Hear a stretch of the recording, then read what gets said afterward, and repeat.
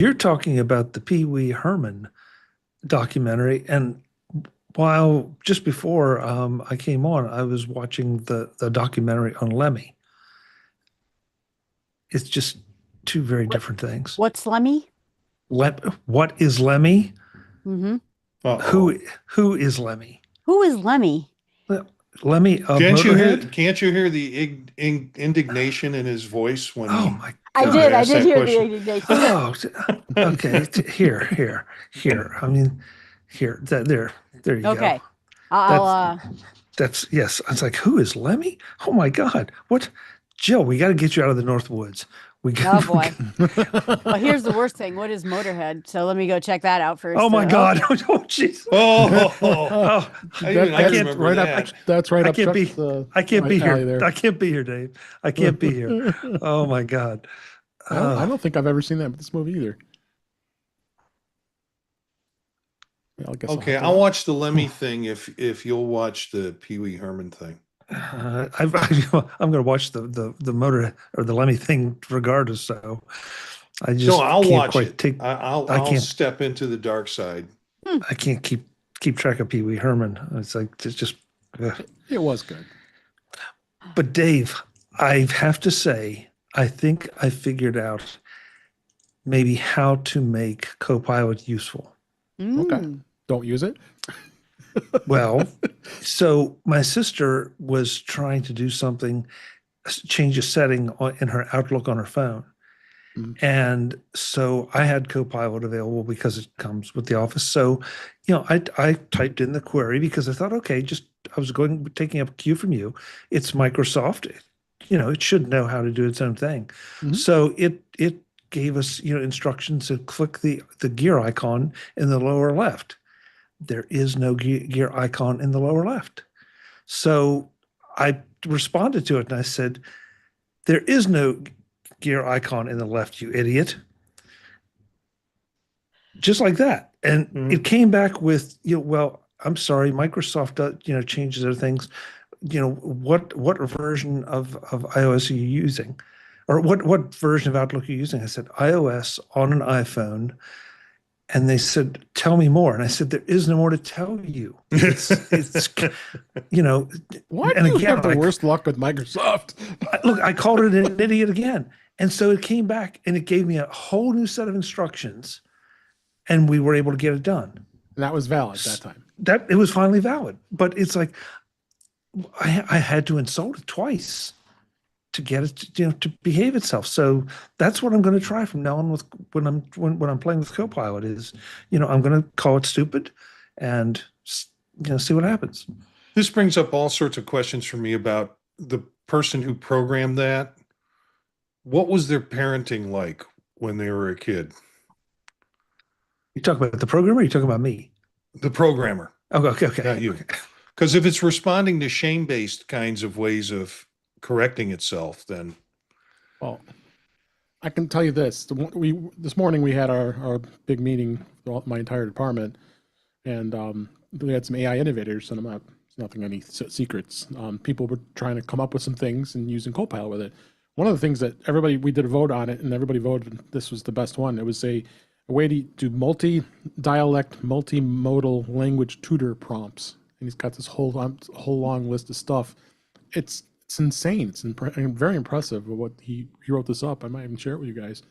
I was going to share it with you actually, Marty. So I just didn't get around to it. It's a Word doc. So Yeah. and there was a couple other interesting ones too. Like run this report based on this Word document, trying to put rank things together as this and such. But I thought it was really cool. Yeah. I'm on the Wow. Copilot pilot for my university, so it's been I pay for 365, so I get it with it. Yeah, I do too. Yeah.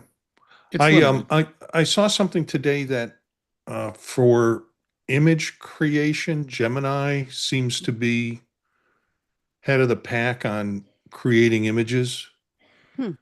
And that goes to my point I was trying to make with Chuck on Tuesday around AI. I think you like the AI that does the job you want it to do and does it well, but I don't think all of them are equal. because the jobs I do on ChatGPT, highly languaged, highly contextual, highly, pulling data together and things like that. And I'm not sure that's going to work on all of as well on other things like Copilot. I haven't had a chance to try out some of what I do on Copilot.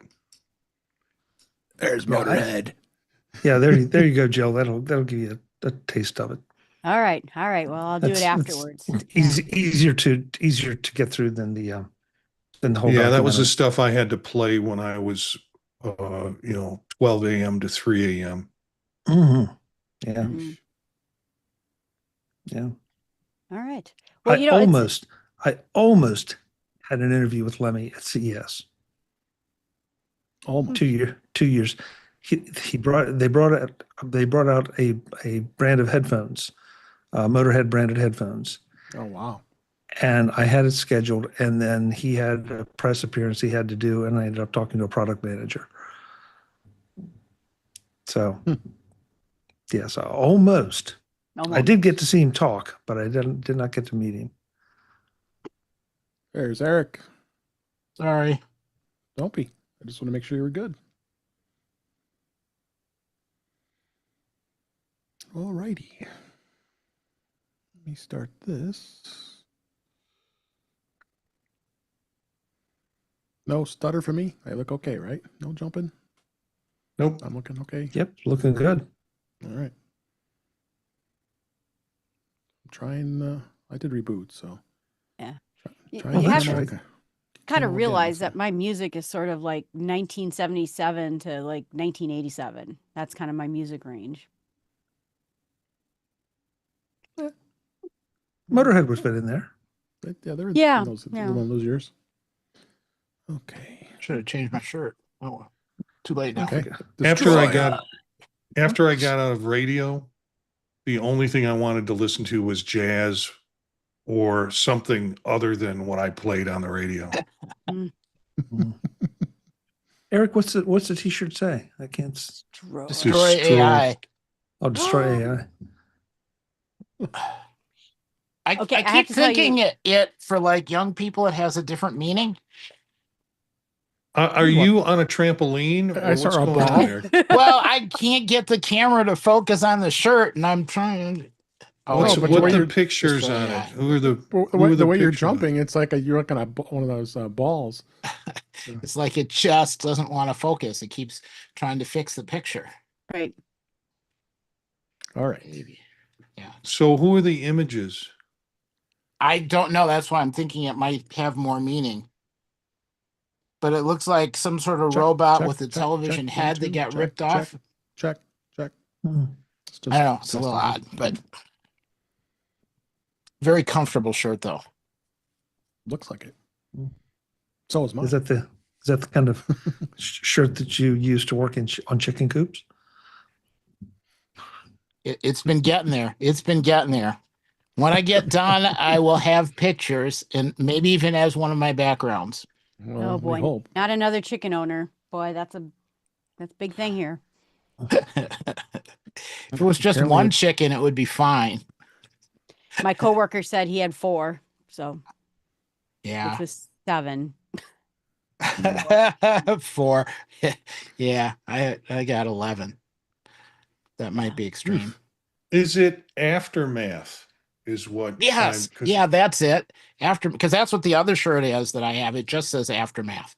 No idea what that is, but the most comfortable shirt I have ever worn. It's a 2024 film. Wow. I probably should watch it if I'm going to be wearing the shirt everywhere. Well, yeah, to find out what it is you're saying. I there. have no idea if it's related to the shirt though, because it looks like it's sort of some show on about Tobin Bridge after a bomb explodes. Doesn't sound like it. Huh. Yeah. All right, I'm ready. You guys ready? Ready? Let's do it. Always. Check and make sure I have notes. There Yeah, we almost go. forgot to Got get it. the notes open. 5, 4, 3, 2.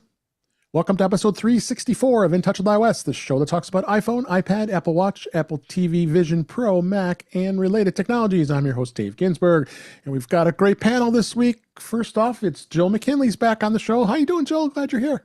I'm doing great. Thank you for having me. It's Yes. exciting times in the iOS and Apple world. That is. It is. We're at a post WWDC 25 here. Also here, Marty Gencius. How you doing, Marty? Good. It's Thursday. The heavy lifting for the work week's over with. And so it's always a pleasure to kind of have the evening to chat with y'all. Yes, absolutely. And well as Chuck Joyner is here. How you doing, Chuck? I'm doing great, Dave. It's good to be here. Yes. It's interesting. I hadn't thought of this as exactly as post WWDC 2025. I'm sort of processing that, even though it's obvious. It just is an interesting way to look at it. It's like before Dub Dub and after Dub Dub. Yeah. Bisects the year. That's what makes this post episode great, because we can explore a little of the stuff that's been discovered for over the last week. Because we were so quick on getting into all the news of what happened last week, but now we're starting to hear more and more of what wasn't announced, and that's what we're going to have a little bit of touch on this week. And last but certainly not least, Eric Bolden's made it back to the show. How you doing? Good. Glad to be here. Yes, glad you're here. What's the flower behind you this week? That is a catalpa. Nice flowering tree. It's kind of cool because it's a tree-sized orchidish looking flower. It's just fun. Well, it is fun, and you always have great things back there. So again, yep, our normal format here. Everybody knows the drill here. We've got the Vision Pro, what's going on in beta this week, as well as what's in Mac, and lots of post stuff at WWDC 25. But let's start with the Vision Pro here. And pretty light news week for Vision Pro, but I wanted to touch a little bit on what Marty's been discovering so far with some of the new features on the Vision OS 26 beta. You did say that you tried some of the things, including the widgets, right? Yeah, because I keep getting mixed messages, and so the last time I said I just got to try this myself. The first thing was, can I put widgets on my space? And I had to find the widget app, which was 10 pages in order to do it. It worked successfully. Then my next question was, will those show up the next time I boot up my Vision Pro? And the answer to that question is yes. And then the next question is, what about other apps? So I opened up Fantastical and threw it in the room. I couldn't attach it to the wall because it's not part of that wireframe thing that widgets are doing. But put it on another wall, and then shut the thing down and turned it back up again. And sure enough, Fantastical was there. So there seems to be some app permanency that you can have. All right. And then you said you watched the F1 trailer, the movie. Yeah. Well, how was that? I have bits of vertigo that come and go, and there were certain points where because most of it was shot from the position of being in the car with Brad Pitt and taking a lap in an F1 car, and you can turn to the right and see Brad sitting there driving it, but mainly you're looking forward, and there were points in that where I got a little vertigo-y, shaky sort of thing going on. So I'm really wondering about this. I will go see it when it comes out in the theater with my son and probably my daughter, and we'll experience it that way. I did notice some depth of field stuff going on, because there wasn't a very long depth of field in it. And it might have been because the camera was sitting behind a part of the frame of the car. So it seemed to be primarily focused on that portion of the frame of the car. So anything further down the track was not necessarily as clear as one would expect it. It's good to see. It's good to see in using a Vision Pro. It gives me some hope that this will eventually be released in some sort of spatial video helpful. format, so people who have Vision Pros can appreciate it. Yep. And also, you experienced. I've thought again. It's been a crazy week for me, as I mentioned pre-show, for work. So it's just really been hard for me to get in and dive into some of the stuff. But I can't wait now because now you've really inspired me to make some time for it. You were able to scroll the windows with your eyes, and that was the big thing that they had talked about that coming. And I haven't tried that yet.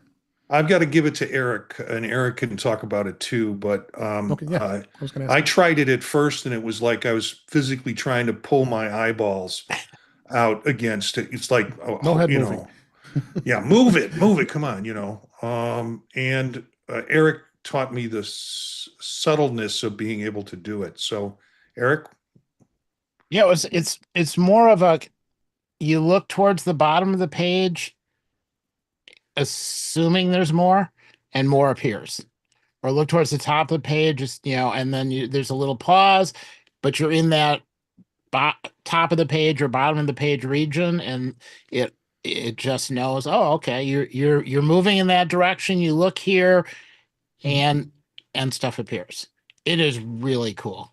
Like, I I have to admit, I had one day where I scrolled up and down a couple of times in Safari. I have no idea what I was reading. It was like watch it go by, watch it go by the other way, watch it go by. It was just nice. It was sort of relaxing. Well, it's good. So that's about it with Vision Pro this week. But we had there were some good things that we found, and we'll always find more as time goes by here. Let's move on to beta, and iOS 26 beta 1 continues as it was released last week during WWDC. One of the notable things is there was a bit of a bug with iOS 26, and to fix a battery issue. They provided the developers a revised version of the first iOS 26 beta for testing purposes. It's only for the 15 and the 16 models. So if you're running iOS 26 on anything earlier, you won't see that revision. So I have not gone on my 16E yet to run that up. That's how busy I've been. So registered developers will be able to download this and get taken care of. So it will be it will improve a bit of the battery life, because I did notice a little bit with the 16E that it was the battery was going a little lower than normal, because I wouldn't use it for a bit and then pull it out of my bag and then, okay, man, why is this so low? I hadn't really used it, and it's been in sleep mode. So so that's good. They caught that, and again, it's beta, so you have to expect crazy it's a stuff. 500 megabyte. It goes really quick in terms of the update. Yep. And then Apple released iOS 18.6 as a public beta. So this is the first seeded one this week, and it's out beta testers that are still continuing to beta test iOS 18. You will get that through there.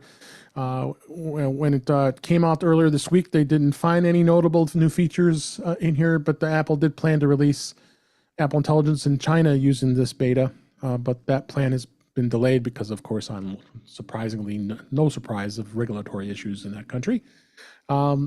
So, and of course, they'll continue on with the beta testing of iOS 26 and iPad OS 26. So that's about it for what's going on in beta this week. A couple notable things. We could talk a little bit about Mac OS Tahoe. That's Mac OS 26. And it's getting many of the same changes that's come to iOS. The liquid glass redesign. I'll talk about that in a minute. The liquid glass, and the changes to the apps like Messages, Safari, and the phone, which has been added to Mac OS, as well as an app that's new into the Mac this year. A whole new Spotlight system that they demoed, and the liquid glass on Macs looks a lot like it does on the iPhone, which was Apple's goal. But did the design and navigation parity between the operating systems was mission accomplished? Well, it's hard to say. I mean, I think that the menuing bar is invisible, so there's more display space at the top of your Mac. Again, I haven't had a lot of time to play with Mac OS 26. So have you, Marty? I haven't noticed enough of it. Either it's so subtle that I don't see it, you know, because I'm busy working, I'm not paying attention to the changes or gradations. I do know that the apps are more glassy, particularly the native apps are set up and are more glassy. I'm not sure Mhm. the non-native apps have yet. The developers have made that transition to be able to deal with it, but it's I haven't had a chance to play with it that much. Other because I'm busy working, not thinking about what's new in this workflow that I can do with Tahoe that I couldn't do before. I just keep doing the workflow that I always did. Okay. Jill or Eric, are you running any Mac OS Tahoe betas on your machines? Not yet. I just got back from camping, so I didn't get a chance Oh. to install it yet, but I've watched a lot of it, and I'm pretty excited about the new Spotlight. And Yeah. I thought, I have a production machine. It would be perfect. you totally run it. Yeah. So yeah, Now we- yeah, I installed it. And No, you didn't. Really? yeah, no, I did. Well, I installed it actually.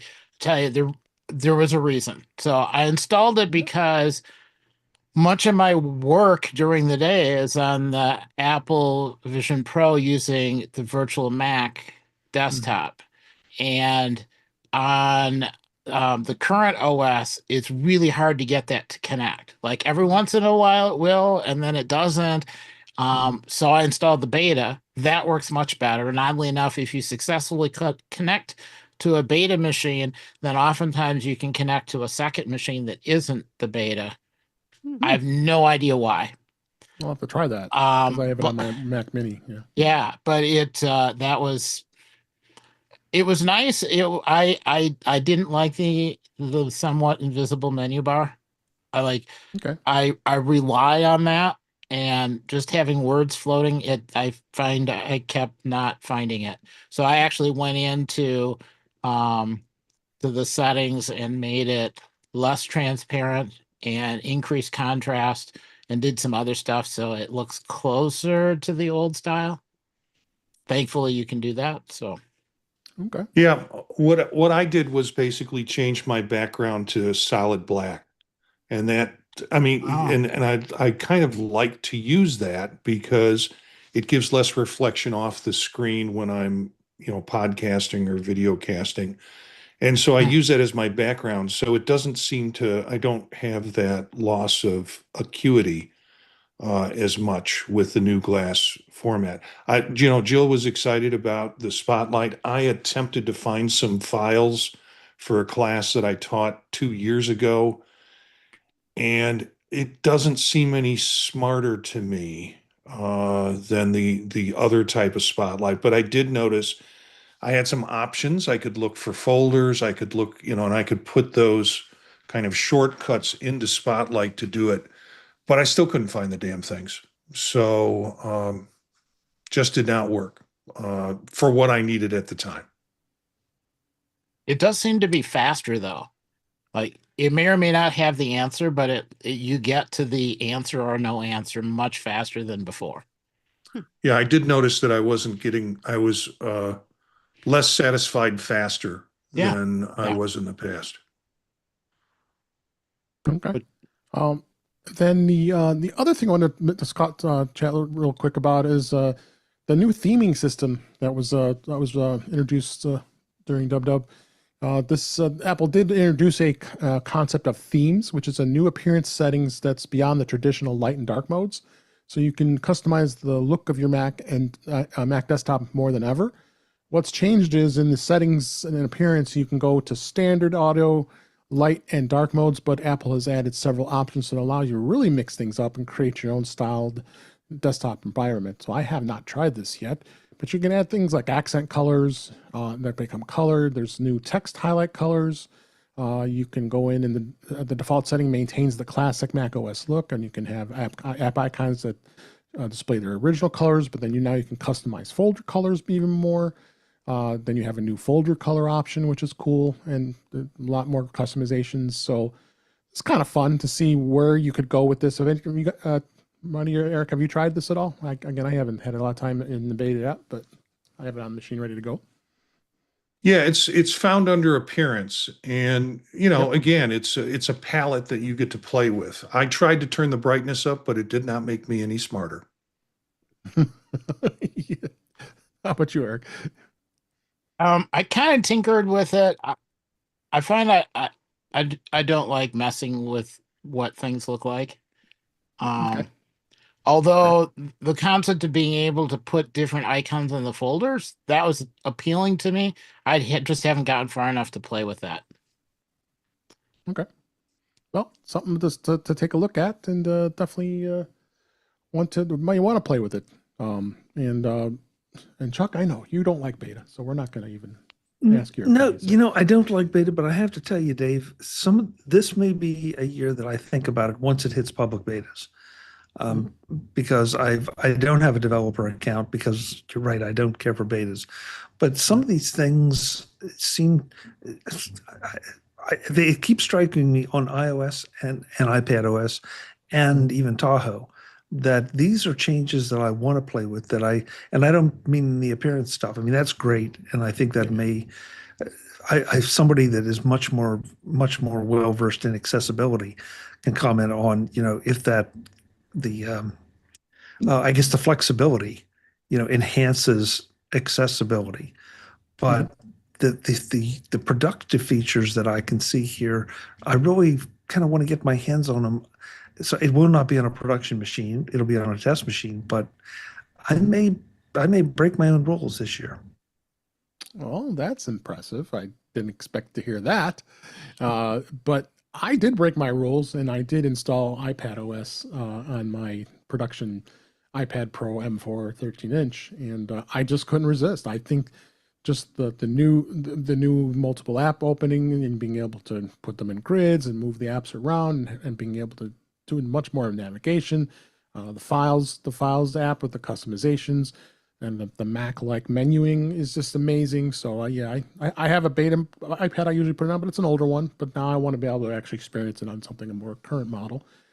So I did bite the bullet. I don't know if Marty, Marty probably did, but I don't know if you did, Eric, right? Oh yeah, you did it too. Okay, oh, so yeah. I guess I'm not the only one here.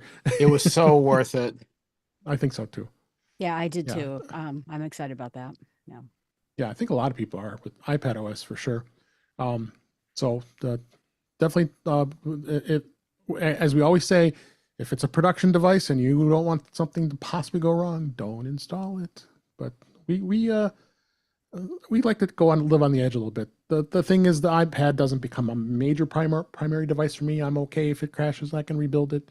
Whereas like my iPhone, no way. My production iPhone, no way. I will never do it. That's why I have a second iPhone to do that with. So, yeah. All right, let's go on and move on to another story here. There was a lot of interviews with Craig Federighi and Greg Jaworski and Josky, and there. I mean, I could have listed at least 10 places that they talked to, except for John Gruber.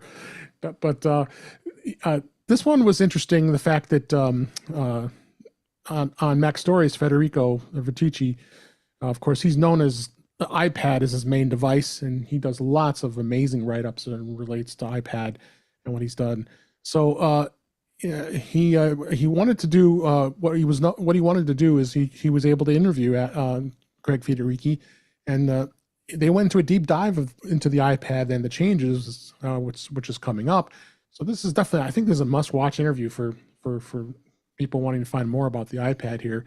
But Federighi was saying that he figured out multitasking on the iPad has been a multi-year task that required experimentation. And I'm quoting him here as saying, figuring out what the right multitasking experience is for this device and in all the ways that makes it unique has been something I think deserved careful exploration.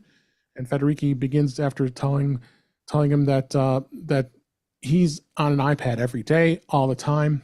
But Apple wanted to ensure that users didn't have to worry about managing those apps, and that led to the first implementation of slide over and split view multitasking, which was god awful and was limited. I couldn't, half the time, couldn't get the things over. So, but that's what Federighi had said, that they wanted to be ensuring that iPad simplicity and interaction stays intact, like almost being job one. And then Stage Manager came around, and we can go on and on about some of the things that were in there, but I think this is definitely a must watch if you really want to get into some of the diving deep into this. But I think, again, we all tempted, and many of us here have already installed it because I think it's something that it's been a long time coming, and of what I just reviewed with this. So what do you? I'm going to start with you, Chuck. What do you think about this? With Craig, what he said. You brought up Federico, which I think is an interesting thing because Federico found a way to make it work, and it's probably meant some compromises, but he was dedicated to it. So you could do it if you really wanted to. I think this is going to open it up a little bit more, but I think Craig's comments were legitimate. Let's face it, we all adapt to the devices we're given and the software we're given. It's seldom that the software and the devices adapt to us. So it's just a matter of how much adaptation you want to undertake to try to make a device work for you. And again, Federico did it with the iPad. It sounds like Craig was doing it with the iPad. Now we know what Federico does. We don't know what Craig was doing. But of course. But I guess I can only speak for me. I found the iPad to be a fantastic device for certain tasks. For other tasks, not so much, but that's okay because I found that there's some things I'd rather do on my iPad than on my Mac. Yeah. So, I feel like we're constantly looking for good and bad guys in this story. And, I don't know that there's anybody wearing a black hat or a white hat. They're just a bunch of gray hats out there running around. Mm-hmm. Yeah, absolutely. How about you, Joe? What do you think about this? This was some great information that Craig they're really focused on just the iPad in this interview. Yeah, I agree. And I thought his fork and spoon analogy was really good. But I'll tell you an example. I went camping last week and I have a nature podcast. And I thought, I'm going to bring my MacBook because I want to record while I'm camping some nature podcast. And then I thought, well, wait a minute. I could use my iPad Pro. Well, wait, can I get the microphone in? Well, I can. And can I have a keyboard? And I thought, there's no reason I can't use this for camping. And I was suddenly delighted by the fact that I really could do so many things with the iPad I hadn't considered before. And so I'm excited to see this new adventure. And, I understand his point, and I'm glad he's looking at how people use it, because I think when the iPad first came out, you sat on your couch and you scrolled through the internet and looked people up on Internet Movie Database and did a few things here and there and played some games. But now it's turning into a real device that you can do practically everything in. Yep. So, yeah. How about you, Eric? What do you think? I like sporks. So every year at the state fair, the spork is my favorite utensil. I think I have a show title. Yeah. The previous way of trying to get multiple apps to show up involved having to Google how to do it every time you wanted to do it, and that is a really bad user experience. Yeah. This fired up an app, saw there's this weird thing in the corner that looks just like Vision OS, moved it, and it's like joy. And then I thought I'd do it again. I'll launch a different app. Same thing, moved it. And I could do that 3-4 times. I had different apps. I moved. It's like almost everything I ever wanted just showed up. So yeah, this is really good. Okay. We'll wrap it up with you, Marty, on this one. I'm listening to what Eric's saying, and I have to get out of the thinking that I can only open one app at a time, because the multitasking in the past was such a pain in the butt that it was just, okay, I'm just going to do this one app at a time and do what I have to do. And so getting used to the idea of being able to use windows or multiple windows or frames just sounds really exciting to me.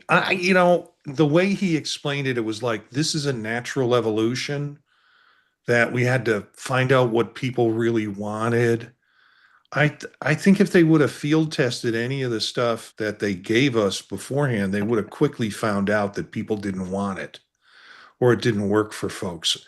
The people who wanted it were people that were so hungry for multitasking and Windows on it that they would have liked anything you thrown at it. I wonder if there's something about, well, the change in the operating system that permits it, and also the differences in hardware from when they first started to do it to where it is now. And that might be the rest of the story that he's not talking about. Well, what was always incredible to me is that you have now the M chips in these iPad devices so greatly powered, and people are scrolling and looking up Internet Movie Database and playing video games. I thought this could really do so much more. So, yeah, I'm glad. Absolutely. All right. Before we move on, I wanted to make sure give a shout out to our folks that are in the chat room tonight at youtube.com/intouchableios.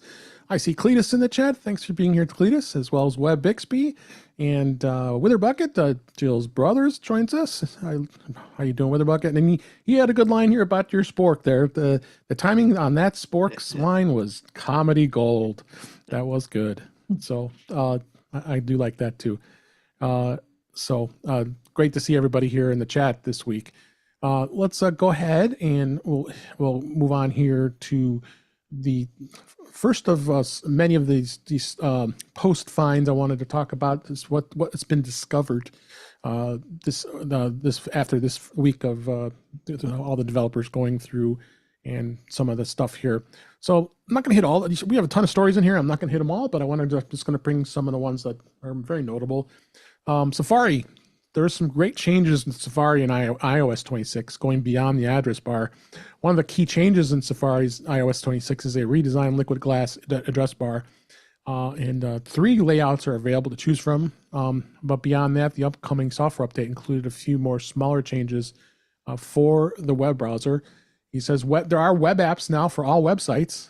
So every website that is added to the home screen via Safari will open as a web app, and that's not to be if it's not configured to be. On earlier iOS versions, the websites would just not be configured to open the web, but to just open in Safari. So that is really cool. And as well as HDR images are now supported in Safari, SVG icons, and there's going to be much more. I'm going to hit some of these things.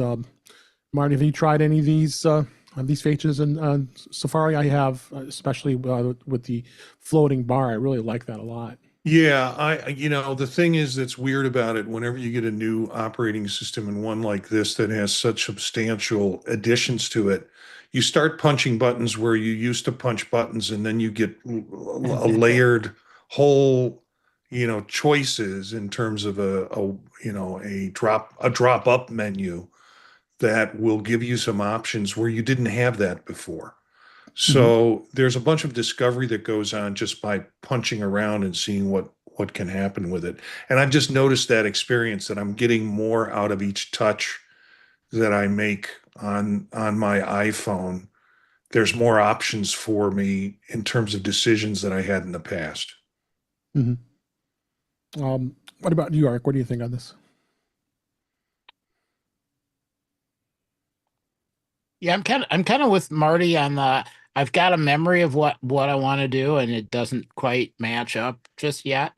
I think I'm going to really like it, but I keep hitting issues when I go to share a website, or I want to go open a specific bookmark, or when I go to deal with my 500 tabs that are too many.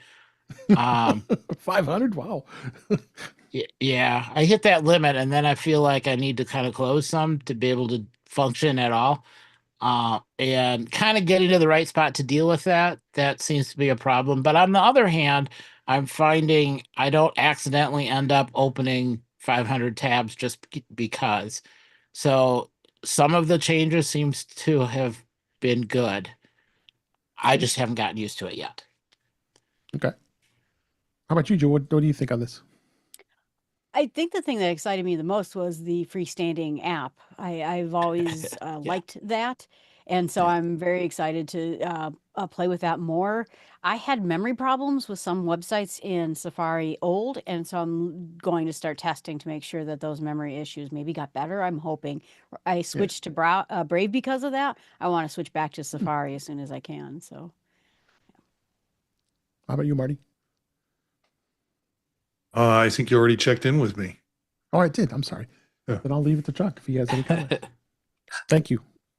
No, I mean, because I haven't run the betas yet, I don't know. But this is exactly the list that I feel like is pushing me toward wanting to play with the betas. They're just a lot of nice, depending on what you do, a lot of nice little or maybe not so little features, additions, enhancements, tweaks that I feel like I really want to go in and just see, hey, that looks interesting. Is that for me? So I've got nothing but positive things to say about all of this. I don't think there's anything here that's silly or gratuitous. I think it just depends on whether it suits what you do or not. Yeah. And you're right. I mean, the last few betas over the last 4 versions, there's nothing been exciting about it. And didn't excite me enough that I would want to take a risk on any of my production devices. So, but yeah, a lot of this stuff is just again, when I just talked about the iPad, it's just very exciting. And I agree with you that it's becoming, that's why I think I've seen your arm getting twisted here. So you want to put it on one of your production devices, Chuck. So, well, I'm twisting my own arm, Dave. That's the thing. It's I figured, no, I knew that. This was helping you. But yeah, that's it. And I want to commend you for talking about things that were just discovered post dub because they couldn't talk about all these things. No. And that's it. There's so many. The more I read these articles, it's like, I like that. And I wish it had talked about that sooner. But yeah, I will spread these out. Yeah, there's so many. I am not getting a developer account. I'm not putting the developer betas on this week. I gotcha. So I wanted to mix it up a little bit because we're always talking about the big 2 iOS or iPad OS, but the CarPlay, which is of course part of iOS. There's some pretty exciting things. I did try it. I did hook my 16E to my car, and I've got an older car, so it's got the little bit older technology with CarPlay. I want to try it on my wife's Jeep Grand Cherokee and see how it goes with the newest technology. But already you've got the glass the design, and I did see this when you use CarPlay. It's going to have that design that extends the CarPlay's interface, as well as like the iPhone. It's going to look more like a shimmery app icons and translucent user interface elements. The new Messages app feature it was cool. It does have it allows you to respond to messages with a standard tap X, like a heart, thumbs, or exclamation marks directly through CarPlay, which is pretty cool because you always had to use your voice, which you probably technically should, based on safety when you're driving, of course. And then now you see pinned conversations, which is pretty awesome. I like the way that the graphics look just like it is in Messages on an iPhone. Was before, not right now, with iOS 18 and prior, it's always just that long list of messages, which is fine. And you got the little dot telling you that there's a message, and then you tap it and it reads it to you. But this is really cool. They've now got compact views for phone calls, because when you would, you know how it is now, when you open up a phone call, it's a full screen showing you whoever you're calling, and then it's got all the big buttons to hang up and answer. But now it's got the small compact view, just like it does on an iPhone. And you do have some live activities that you have as well, and widgets.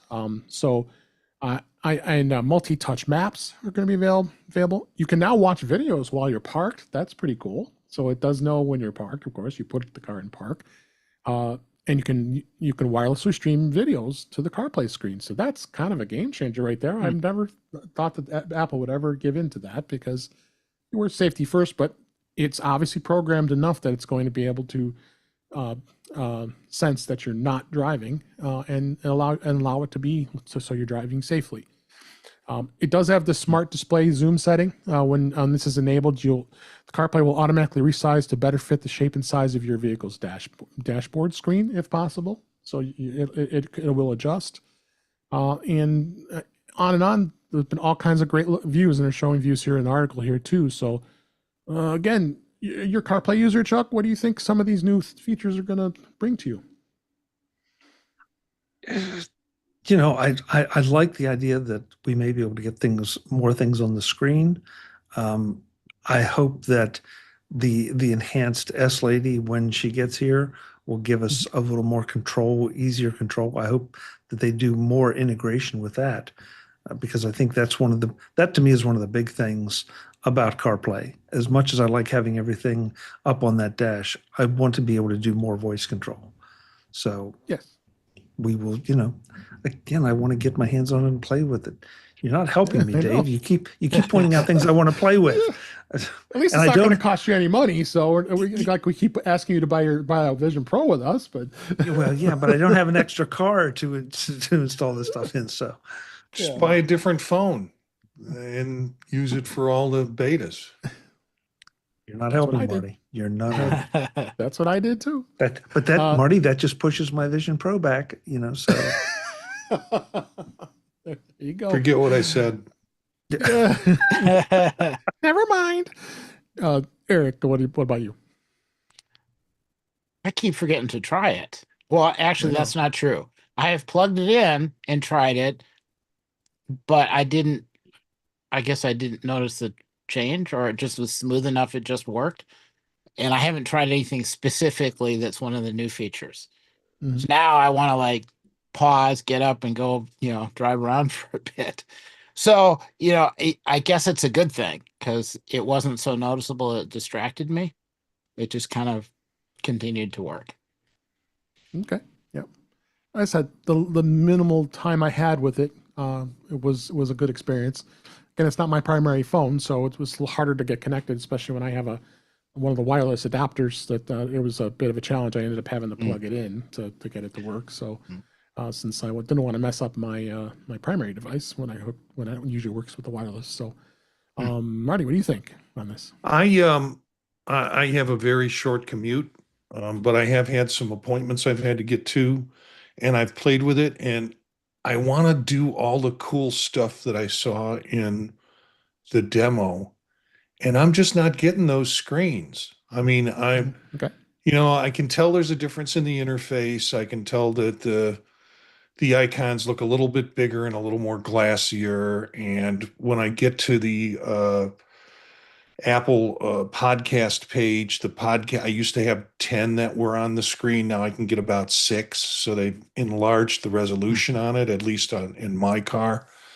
But I don't really want to do that cool map, where you're like driving at the, like a bird's eye view just behind the car. And I can't get it no matter what no matter what I do. So I don't know if it's a limitation in my vehicle. I don't think it should be, but I just haven't gotten to see the cool stuff yet. Yep. And lastly, Jill, what about you? What do you think? Well, I have to say I have one and only phone and I use it for work, but I have to say I am like this close to installing the developer on it because I just want to see it. And the other part of it is I bought a car in September. Does CarPlay ever get too old where they won't update it anymore? Will I get the new update? Yeah. Yeah. So I'm like this close. I'm going to totally do it. But I was excited about the new CarPlay. I'm very big into it now that I have it. And yeah, I'm Yeah, probably just going to break down and do this. my car's a 2018, so it's relatively old. So, Yeah. but it's been working okay. Yeah. So Cool. and then I want to talk a little about the Apple Watch. Apple Watch, there's some pretty cool features coming to Apple Watch, WatchOS 26, and a number of them include some of the things like the Workout Buddy. They did talk about that during the session here, so I won't go too much into this, but does basically a powered personal assistant that's built into Workouts app, so you can gather data from prior sessions, including the training load software that was introduced in WatchOS 11, providing specific feedback before, during, and after your workout. The wrist flick, they talked about this, where now you can flick to dismiss calls instead of having to completely turn them. So, and then the liquid glass, I have not seen it on the watch yet, but it looks cool. And contextual notification volume, you'll see more useful changes. That the notifications chime is now automatically adjusted in volume based on the background noise. So it does sense that, so it's not crazy loud. And then smart stack updates. they've added that provides that. Music curation is available as another helpful buddy and a widget that's in there. Does have the live translation in messages on your watch. That's pretty cool. So they've incorporated that into the watch as well. And then, of course, they added the notes and more added apps are available. I don't know how you're going to read notes on your watch, but I guess I like to see where that happens. I draw the line on the watch. I don't think I don't want to install it because I don't want to mess it up because it's nice to have my wrist, and I'd rather just it be stable. So, and not much else to add in this. This is most of the stuff that they did talk about at DubDub from last week. Unless anybody wanted to add anything on this. This is the other reason why I want to upgrade my phone. So I'm going to upgrade. So like I said, chances are I'm probably just going to upgrade my phone tonight because I can't stand it. And the watch is part of it. I with the watch, I have been wearing my watch more regularly for heart rate and for having those kind of health things, because I had some health things in the last couple of weeks. And so I'm trying to keep track of it. So the best way to do that is to wear my watch. I even wear it at night sometimes. So I've been more aware of the changes in this. Workout Buddy doesn't mean anything to me other than the icon shows up when I'm walking and doing long walks.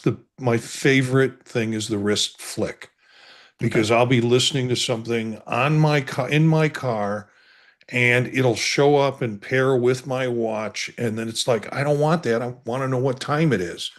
Mm-hmm. And so that, instead of having to use a hand to find the corner to make it go back, I can just do that. And that's really nice. Liquid glass looks really good if you're using photos from your album. It will do the same sort of thing that it does with iOS 16 on your homepage. Mm-hmm. And I haven't done the live translation with it.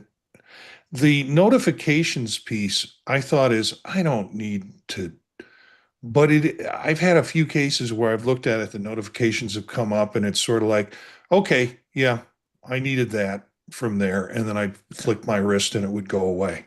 So I'm doing more with it, probably because I'm doing more with my watch now. Okay. And then a couple more things I wanted to hit on this. The Reminders app. There's been some pretty cool things that are coming to the Reminders app in iOS 26. We all know liquid glass is the consistency. I won't get into that as much as we know it's going to be there. They did add some quick task creation from the control center. So you have a new reminder task that you can go from the task list and in the command center or control center, excuse me, and you can add that control right into Control Center. You can do it as an action button or even on your lock screen. So you want to be able to create that list. You can now lists that are auto categorized. So you can create categories of your specific reminders, which is a great a feature, which was also part of the sections, which was an existing feature. And of course, Apple Intelligence got some suggested reminders. You'll get to be able to experience that. And callback reminders, where you actually can go and call somebody if it's a reminder to call somebody.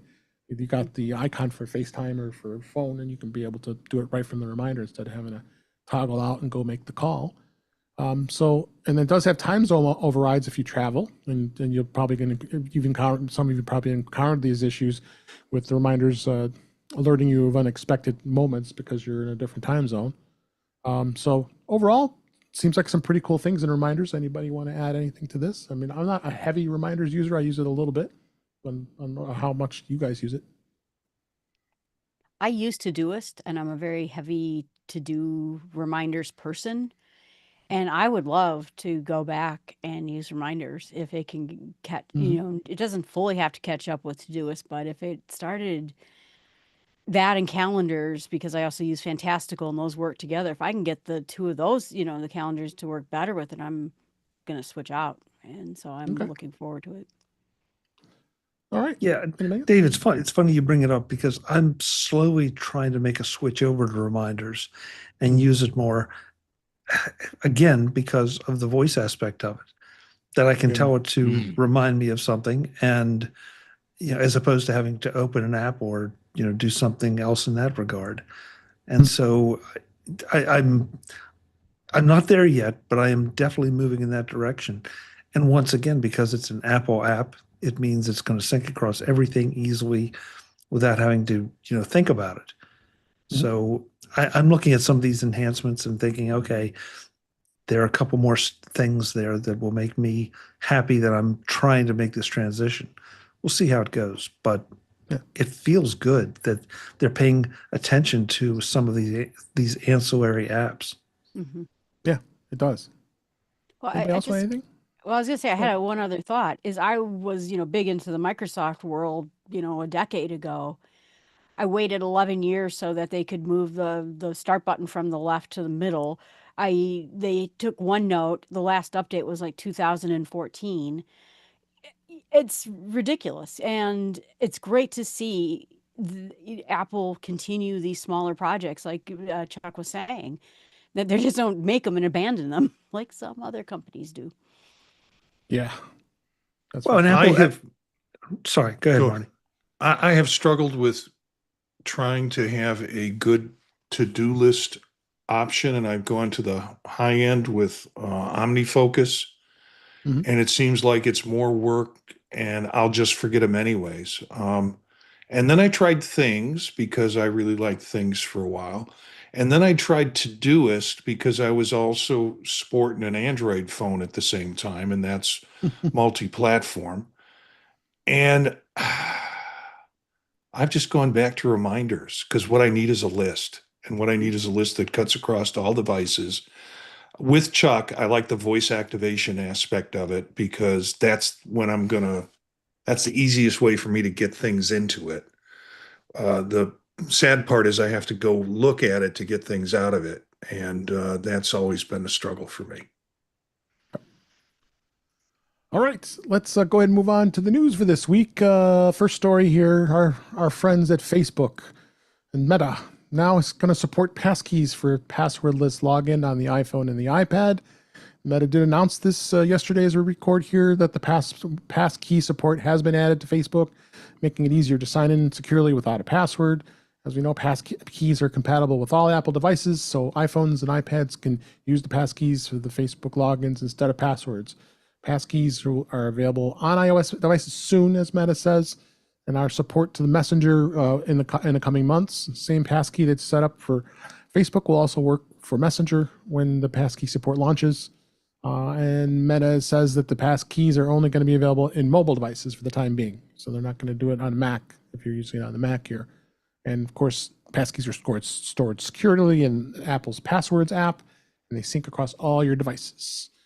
And Meta says that you can set up the passkey by going to the account center in settings and choosing that option in your Facebook settings. Any thoughts on this? Well, I locked myself out of Facebook about 5 years ago, and I couldn't remember the password, and I never stored it in 1Password, and I never cared that much to go find it until my class reunion came up. So I'm probably happy that this is happening because I don't even know how to get into Facebook anymore. Okay. Somebody else? The only thing I'll throw in is that this is part of the problem with passkeys, that Meta's going to support it on iOS, but they're not going to support it on the Mac. Mhm. And so now, yeah, it'll be convenient. And I understand why they're prioritizing iOS, but at the same time, it's like I still got to remember a password, or I still have to have a password manager on my Mac, which I obviously would anyway. But it just feels like that inconsistent usage thing that I struggle with the whole passkey concept. I think it's a great concept, but it has to be implemented on the server side, and the implementation is inconsistent. And so I think this is why passkeys have not taken off any more than they have. All right. Anybody else want anything? All right. Next story is Apple has begun selling a wide range of accessories in fun summer colors. They've teamed up with a handful of accessories makers to offer chargers, stands, cases, power banks, cables, and more in fun new color options, including teal, coral, and deep purple. The splash of color is arriving just for summer in many countries. They're going to be available exclusively from Apple, both online and in-store pickup. Brands that are participating is Anker, Belkin, of course, Herschel, Mophie, Nimble, Pop Sockets. I didn't even know Apple was selling Pop Sockets. That's new. SanDisk, Sateki, Scosche, and Tech 21 and 12 South.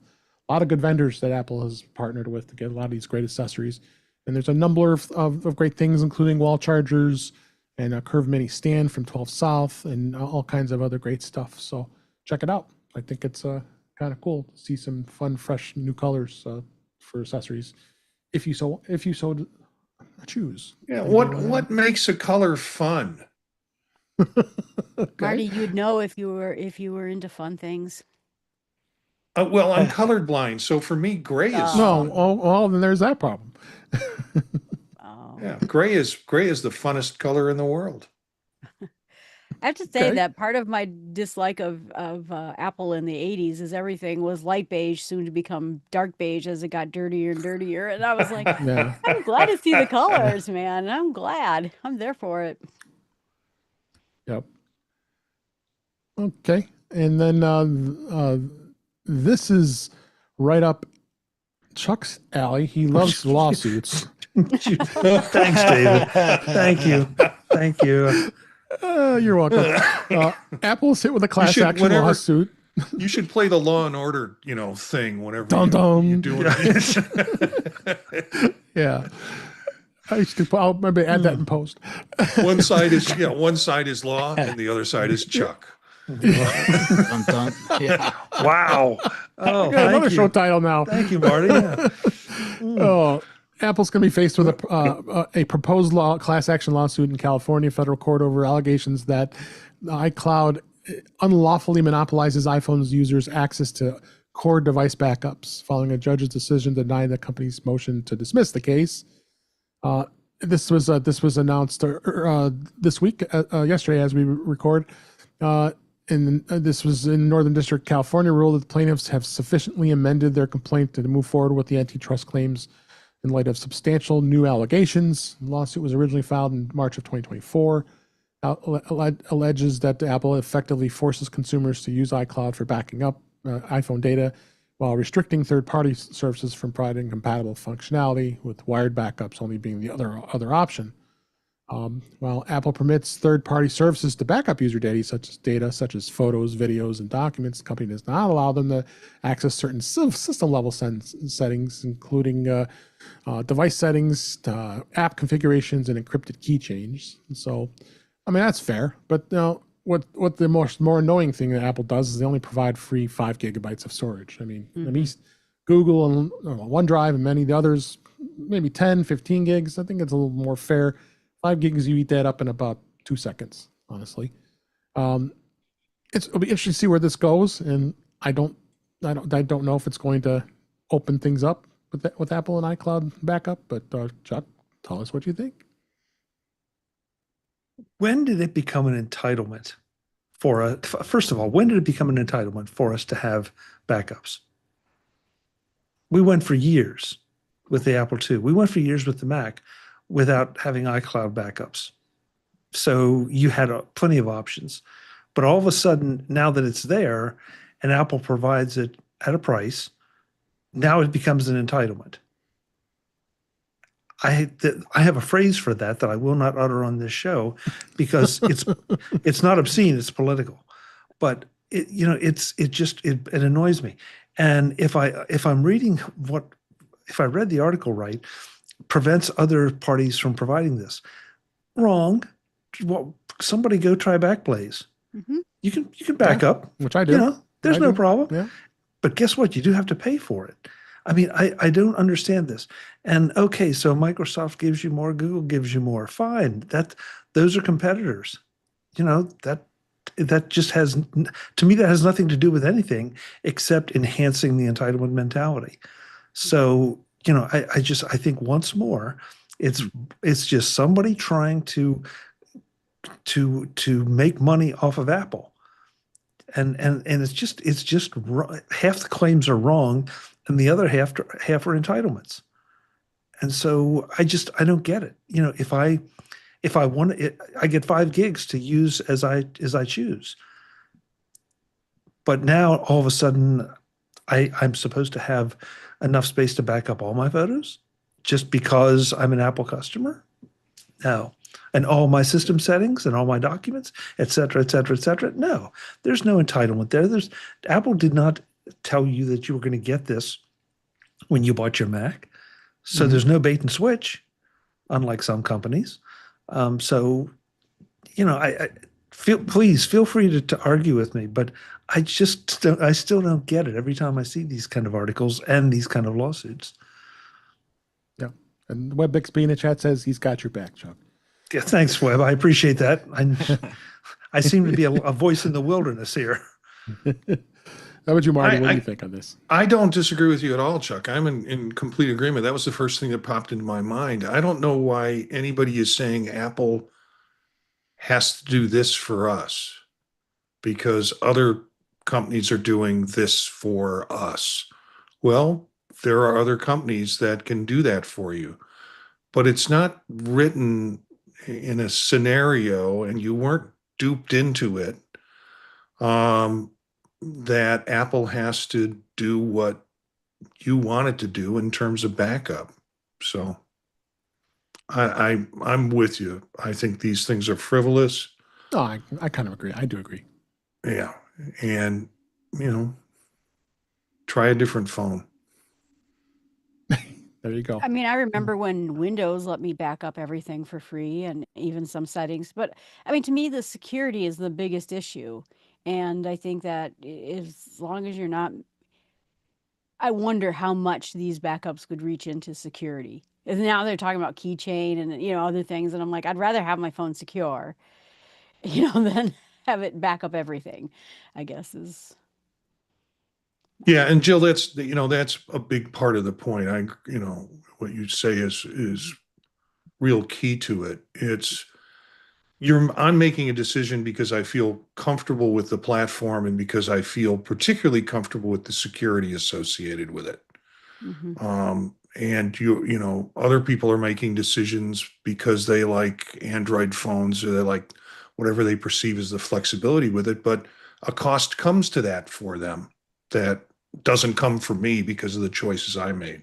So, but I lose out on the stuff that they like.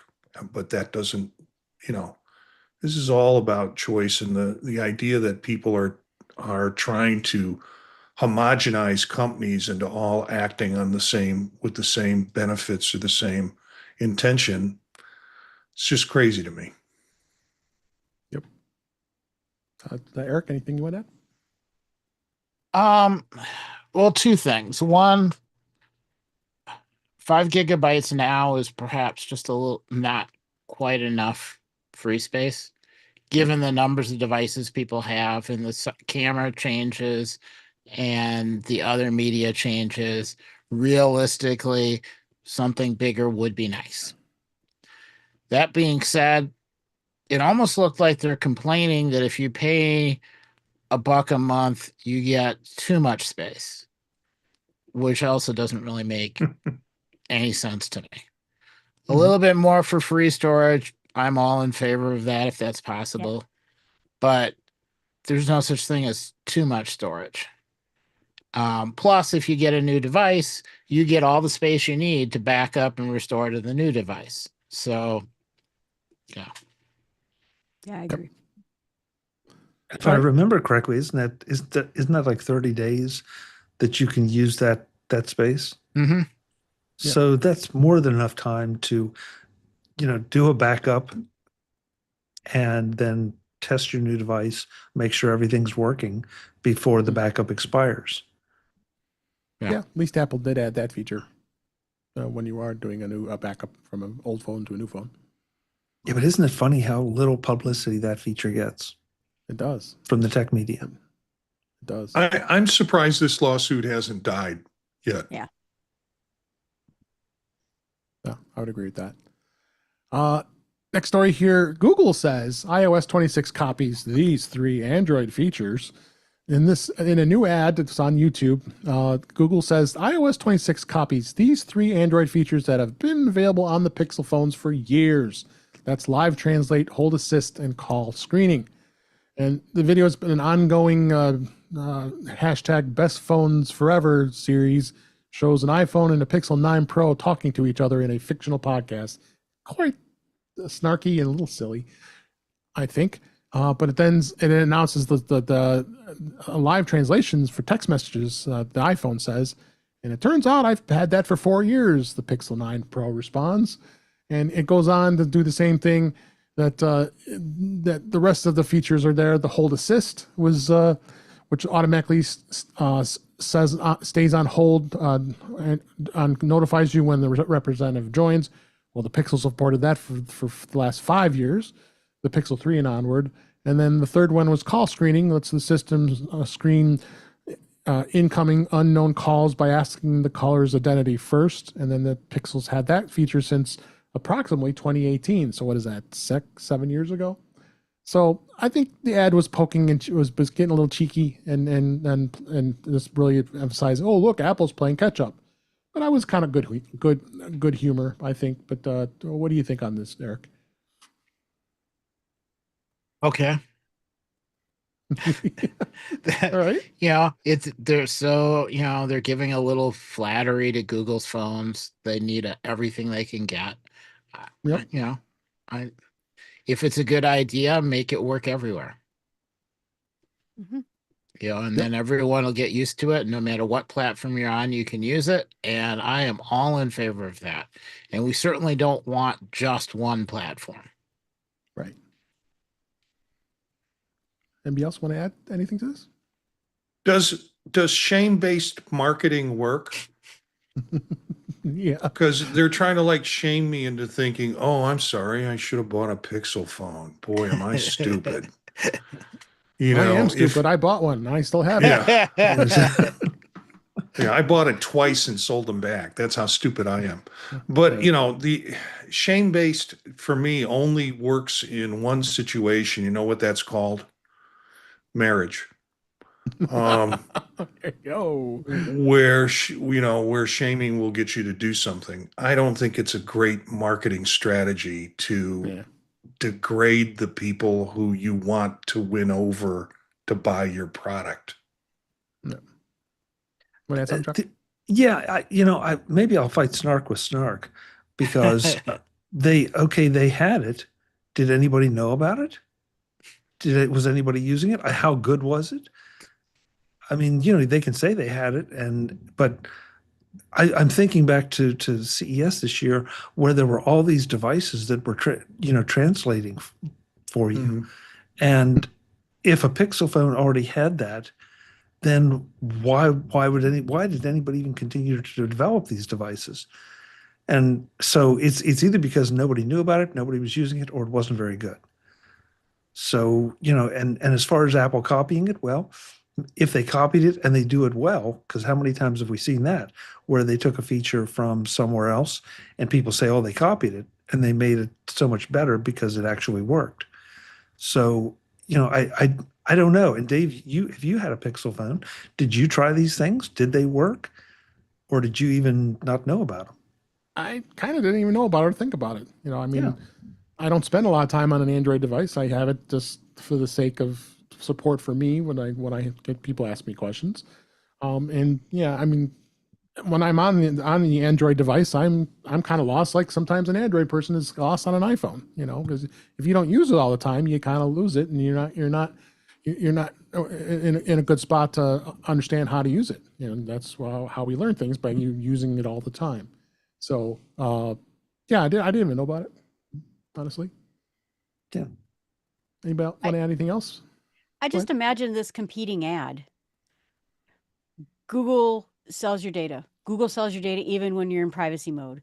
Google, has what was it at some point? Android phones were zombies of viruses that were going to erupt at any minute. I mean, I could just sit there and make a competing thing. Get your security together and get your privacy together, and maybe you can start talking smack against Apple, I guess is my point. Yeah, and don't you know Apple has been doing that never in terms of selling data and things like that. So. Right. Yep. Next story here. Adobe released this app, Firefly.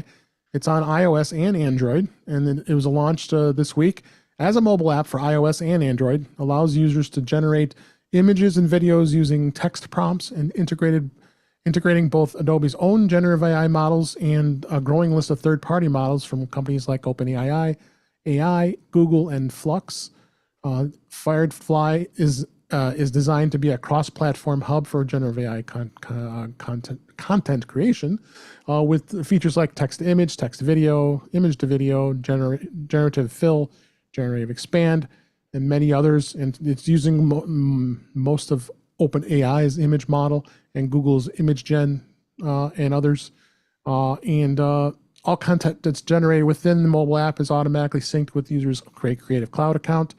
Creative Cloud subscribers can access the Firefly's app tool as part of their existing subscription, but the use of certain AI features requires some Firefly generative credits to a token-based system that Adobe introduced in 2023.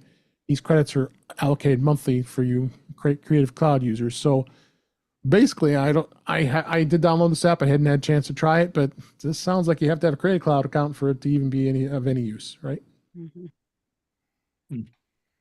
So if you have Creative Cloud, this might be a good tool for you to check out.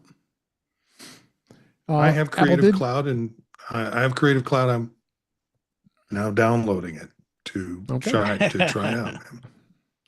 I have it too, and report back to us. Yeah. Apple has, as they always do in the summertime, they have a back to school sale that's live, offering free accessories with purchases.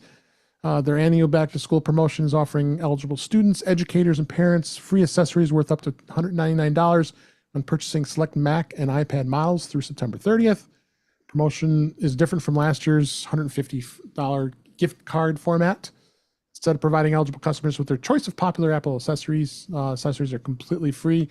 With other more expensive options, incur an extra fee. So if you purchase any MacBook, you can select things like AirPods Pro, AirPods Pro 2. That'll be additional $70. And then the Magic Mouse, that'll be free. Magic Trackpad, that'll be free. And the Magic Trackpad with Touch ID, that'll also be free. And then the iPad gets similar things with keyboards and AirPods and such. And the iMac buyers will get AirPods. So good to see Apple continues to offer these perks for students, educators, because they don't have a big budget, and if they're buying their Mac or iPad for school, and why not? It's good to have that deal. Logitech, we talked about this already, and now we've officially got some information here about the Logitech Muse. They announced these two accessories. It was a spatially tracted stylus developed for use with the Apple Vision Pro, and it was introduced during the keynote address, but its intended support is for the next generation of spatial computing workflows enabled by Vision OS 26. Device incorporates 6 degrees of freedom tracking, pressure-sensitive tips, and real-time haptic feedback, allowing you to interact with digital environments. Logitech also released a new Flip Folio. It's a versatile new keyboard case for the iPad Pro and the iPad Air. This accessory has a full-size Bluetooth keyboard that magnetically attaches to the back of the protective folio when not in use. The case also includes a multi-angle kickstand that supports both landscape and portrait. So that's the folio looks like a pretty interesting thing here that you can get for your iPad. It's going to come in a 13-inch and an 11-inch model, and it supports the M4 iPad Pro models, as well as the 11-inch and 13-inch M2 and M3 iPad Air. It also will support the 5th-gen iPad Air, and keyboard's dedicated shortcut keys will support pairing with up to 3 Bluetooth devices simultaneously. So Logitech's always been known to have some really good keyboards as a good alternative, because Apple's charging $299 and $349 for their Magic Keyboard. The price is starting at $179.99 for the 13-inch and $159.99 for the 11-inch. Comes in several colors. Graphite and black will be available probably this month, and exclusive to North America. And additionally, they'll have a pale gray and a lilac option in September. So why not, right? And I use Logitech with my iPads. I have the keyboard. I have the old Folio, and I love it. Just absolutely love it. So exciting. Absolutely. And let's two more quick stories here. Apple says the iPhone 10s is now vintage, and it's gone to the vintage products list on its website. And when Apple considers it vintage, it's been once 5 years has passed since the company stops distributing it for sale. Apple stores and Apple authorized service providers may still offer repairs for vintage devices, but it'll be subject to parts availability. The 10s came out in September of 2018, discontinued a year later. The device remain available through select resellers for much longer, and it's got its 5-year status. I have a 10s sitting here on my desk right now, and it's and I'm going to say goodbye to it. So goodbye 10s and the 10 before that, and they've also moved the iPad 5 to the vintage list and to the obsolete list today. So products are getting old. No reason to be keeping these anymore. Time to upgrade, right? And finally, I want to talk a little bit about YouTube, the YouTube app. YouTube fixes a crashing issue on mobile apps and tells iOS users to reinstall. If you'd recently been experiencing YouTube crashes on your smartphone, Google has a fix in store, though iOS users might need to do a little more than update. And there has been several complaints on YouTube posted towards issues with the YouTube app on both Android and iOS devices, complaining of app crashes, video playback errors, general unresponsiveness. But Google did confirm it, and it was aware of the issues. And they said recommended that you delete and reinstall the app from the Play Store and the App Store while it's working on the update. So that's what you have to do if your YouTube app doesn't work. Mm-hmm. All right. So before we go, we have to mention MacStock. MacStock is, oh my God, it's like what, 22 days left or no? Oh, is it 21 days left? I have to go check the site right now and make sure, but it's really coming up close here. And it is 21 days until we see all of you, right? It's July 11th, 12th, 13th in Crystal Lake, Illinois at the Holiday Inn. We're going to have an absolute blast. Come out and see us. All of us will be here. All of us are speaking except Eric, but Eric is great to be with us too because he'll hang out with us and have a lot of fun. He'll do some Vision Pro stuff. I'm sorry, Chuck is not speaking this year, but he will be. He gets to have fun and interview a lot of people with Mac voices. So, but it's going to be great to see everybody here. And the concept this year is share, and going to have presentations, workshops, and it's just amazingly fun. And you can go down on the website at macstockconference.expo.com, and you can see what the speakers are going to talk about through all the weeks here. I'm going to be talking about how to share with your screen sharing programs, and it's going to be great. And I'm going to have a lot of fun. And Marty's going to be talking about AI. And we can't wait to hear about that. And Jill, what are you going to talk about? I am going to talk about getting fit with the Apple ecosystem. I have lost 60 pounds in the last week, and I have been working and getting fit. Last week? Last week. Sorry, in the last year, since you saw me last. And so I've been using Apple to get fit, and I've been using it for a long time, and I don't think everyone knows everything it can do. So there we go. That's great. Looking forward to it. So come check us out. Jeff Gamet's going to speak here. We miss you, Jeff. He's going to be talking about what not to share, how to improve your online privacy security. We have Allison Sheridan. We have Brett Terpstra. There's so many great speakers. Come see us. And the exclusive discount code, if you want to join us, if you go to max.conferenceandexpo.com and put the 3-day pass into your cart, use InTouch50 at checkout, and you'll save $50 off of the price to hang out with us for 3 days. There's going to be a lot of great side events. Mac Geek Gab is going to be recording their show on Saturday night. Us Vision Pro users are going to have a nice room. They're going to be doing all kinds of Vision Pro fun stuff. We'll be recording numerous podcasts. We'll be recording as well as mine and Marty's, and I'm sure many others. So we're going to have a lot of fun, and it's a great place to be. You can network. You can meet new friends, hang out with old friends. Ecamm's going to be there with Doc Rock, and they're going to have an actual room set up so you can start learning. You can learn more about Ecamm and how to use it, and It's gonna be an absolute blast. So come check it out. Again, max.conferenceandexpo.com. Use the offer code INTOUCH50 at checkout. Save yourself $50. And please come see us. We can't wait. Can't you guys agree? Agreed. Absolutely. Yeah. Absolutely. Yes. So with that, let's go ahead and wrap up for this week. That's a wrap for this week. Please send your comments, questions, suggestions to our email address, which is at feedback@intouchwithios.com. You can follow us on Blue Sky and Mastodon. It's at In Touch with iOS. Support the show. Buy me a coffee at intouchwithios.com/coffee. We'd really appreciate it.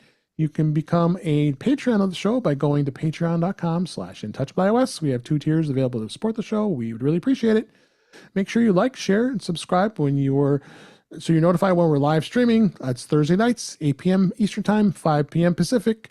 Witherbucket and Cletus and Webb Bixby and so many others joined us. Thanks for being here in the chat. You can hang out with us while we're recording. That's on our YouTube channel, which is youtube.com/intouchwithios, where you can watch the current and past live streams as well as listen to past shows.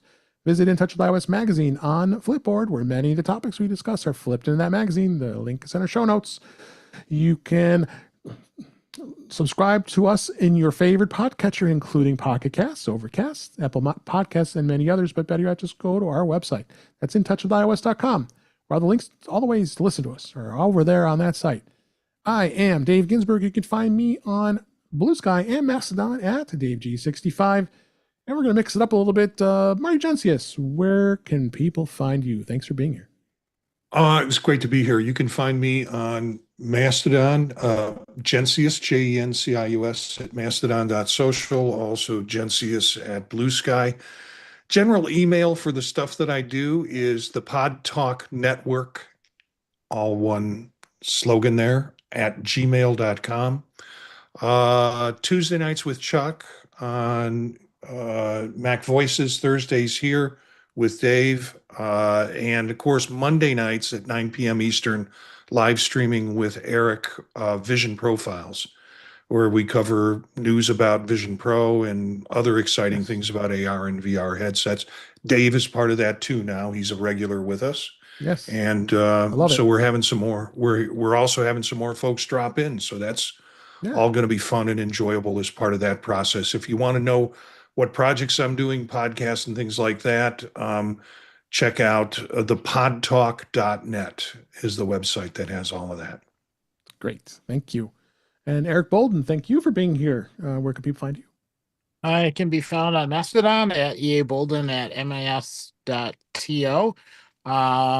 Mondays on the Vision OS, as Marty just finished saying, with Marty and Dave. Tuesdays with Mac OS, with and Thursdays on with iOS, iPad OS, and some Vision OS. It kind of brings it all back together again. So yeah, it's a lot of fun. And that's this podcast and Mac Voices Live. Oh, yes, my brain is going. Too much time in a chicken house. Soon I will have a new background and it will explain itself. Okay. I can't wait to see it. Chuck Joyner, thank you for being here. It's always a pleasure. Where can people find you? You can find me at Mac Voices at macvoices.com. That's where we talk to a lot of interesting people, including all the people on here that just announced themselves as participating in Mac Voices Live. We are still doing the Road to Mac Stock series. Jill's interview is in the can, and I've got to get it edited and out probably next week. But we're talking to all the speakers. So by all means, check it out, because that way you learn a little bit about them and what they're going to be talking about as well. Yeah. And on all the socials, you can connect with me as at Chuck Joyner. And I'd love to hear your thoughts on iCloud lawsuits. Not really, there you but, go. Thanks, Chuck. Last but certainly not least, Jill from the Northwoods. I'll call you that because that's what everybody calls you. Where can people find you? You can find me actually on YouTube, Jill from the Northwoods. I also have startwithsmallsteps.com that you can find all my podcasts there. And you can find me on X, Jill from the Northwoods, all those places. All right. Thanks so much, Jill, for being here. Thank you for listening. Thank you for watching. And I hope you enjoyed it because we enjoyed doing it. And we'll be back next week for another edition here. But until that time, thanks for listening. Thanks for watching. And we'll talk again soon. Thank you very much.